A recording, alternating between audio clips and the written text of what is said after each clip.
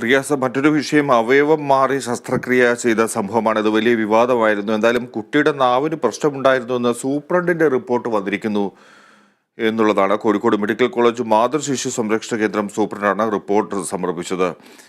ഇക്കാര്യത്തിൽ ആരോഗ്യ വകുപ്പ് അല്ലെങ്കിൽ ഡോക്ടർമാർ ഉരുണ്ടു കളിക്കുന്നു എന്ന് തോന്നുന്നുണ്ടോ റിയാസ്? നേരത്തെ ഈ നാവിന് പ്രശ്നമുണ്ടായിരുന്നു എന്ന് പറയുന്നു, പക്ഷേ അത് കണ്ടപ്പോൾ അത് പരിഹരിക്കാൻ ശ്രമിച്ചു എന്ന് പറഞ്ഞു. KGMC ടീം ഒക്കെ അതിനെ അനുകൂലിക്കുകയായിരുന്നു. ഇപ്പോൾ എന്താണ് ഇവരുടെ നിലപാട്? ഫിജി, അതായത് വളരെ വിരോധാഭാസമാണ് ഈ റിപ്പോർട്ട് കാണുമ്പോൾ തോന്നുന്നത്.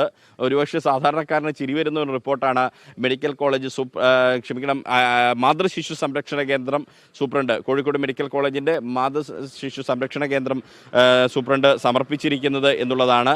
കേരളം കണ്ടതാണ്. കാരണം ഒരു 4 വയസ്സുകാരിയുടെ വിരലിന് നടത്തേണ്ട ശസ്ത്രക്രിയ, 6 വിരലിലുള്ള കുട്ടിയുടെ 6ാമത്തെ വിരൽ നീക്കം ചെയ്യാൻ നടത്തേണ്ട ശസ്ത്രക്രിയയ്ക്ക് പകരം നാവിൽ ശസ്ത്രക്രിയ നടത്തിയത്. അന്ന് ഈ ഡോക്ടർ മാപ്പ് പറഞ്ഞതാണ്, തനിക്ക് പിഴവ് പറ്റിയതാണ് എന്നുള്ളത്. മാപ്പ് ഈ ബന്ധുക്കൾക്ക് എഴുതി കൊടുത്തതാണ്. അതിൻ്റെ രേഖകൾ നമ്മൾ ഉൾപ്പെടെ സ്ക്രീനിൽ കാണിച്ചതാണ് മാപ്പ് പറഞ്ഞത്. പക്ഷേ ഇപ്പോൾ സൂപ്രണ്ട് അതിൽ പിന്നീട് ആ ഡോക്ടർ മെൽബിൻ ജോൺസൺ എന്ന് പറയുന്ന ആ ഡോക്ടറെ സസ്പെൻഡ് ചെയ്യുകയും ചെയ്തു. ആ ഡോക്ടറെ സസ്പെൻഡ് ചെയ്ത് അന്വേഷണ വിധേയമായിട്ടാണ്. ഇപ്പോൾ ആ ഡോക്ടർക്കെതിരെ കൂടുതൽ നടപടി വേണ്ട എന്നൊരു നിലപാടിലേക്ക് ആരോഗ്യവകുപ്പ് പോകുന്നു എന്നുള്ളതാണ്. ഒരുപക്ഷെ മിക്ക ചികിത്സാ പിഴവുകളിലും ഇതാണ്. സാധാരണക്കാരന് ചികിത്സാ പിഴവ് പറ്റിയാൽ അവൻ അനുഭവിച്ചുള്ള മറ്റു ഡോക്ടർമാർ രക്ഷപ്പെടുന്ന ഒരു സാഹചര്യം നിയമത്തിൻ്റെ പഴുതുകൾ പറഞ്ഞ് ഉണ്ടാകുന്നു എന്നൊരു ദൗർഭാഗ്യകരമായ ഒരു അവസ്ഥ ഉണ്ടാകുന്ന ഒരു കാഴ്ചയ്ക്കിടെയാണ് ഈ കോഴിക്കോട് മെഡിക്കൽ കോളേജ് മാതൃശിശു സംരക്ഷണ കേന്ദ്രം സൂപ്രണ്ടിൻ്റെ ഈ വിചിത്രമായ ഒരു റിപ്പോർട്ട് സമർപ്പിക്കപ്പെട്ടിരിക്കുന്നത്. അതായത് കുട്ടിയുടെ നാവിൽ കെട്ടുണ്ടായിരുന്നു, അതുകൊണ്ടാണ് നാവിൽ ശസ്ത്രക്രിയ നടത്തിയത് എന്നുള്ളതാണ് പറയുന്നത്. പക്ഷേ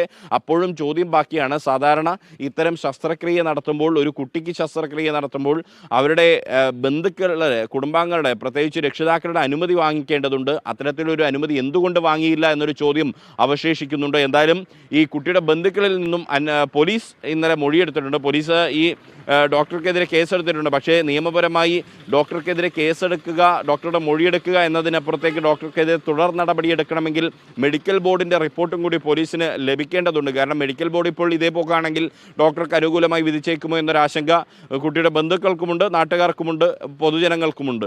അപ്പോൾ സ്വാഭാവികമായിട്ടും അത്തരത്തിലൊരു നീക്കത്തിലേക്ക് പോകുന്നു എന്നുള്ളതിൻ്റെ സൂചനയാണ് ഈ സൂപ്രണ്ടിൻ്റെ റിപ്പോർട്ട് എന്ന് പറയുന്നത്. അതായത് കുട്ടിയുടെ നാവിൽ കെട്ടുണ്ടായിരുന്നു, അതുകൊണ്ടാണ് മാറി ശസ്ത്രക്രിയ ചെയ്തത് എന്ന് പറയുന്നത്.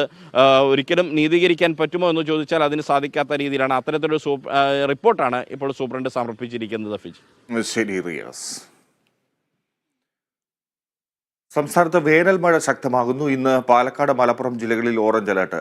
7 ജില്ലകളിൽ യെല്ലോ അലർട്ടാണ്. മത്സ്യത്തൊഴിലാളികൾ കടലിൽ പോകരുതെന്ന് നിർദ്ദേശമുണ്ട്. വിഷ്ണു കരുണാകരനാണ് വിവരങ്ങൾ നൽകുന്നത് തിരുവനന്തപുരത്തു നിന്നും. വിഷ്ണു, സംസ്ഥാനത്ത് മഴ മുന്നറിയിപ്പ് നിലനിൽക്കുന്നു.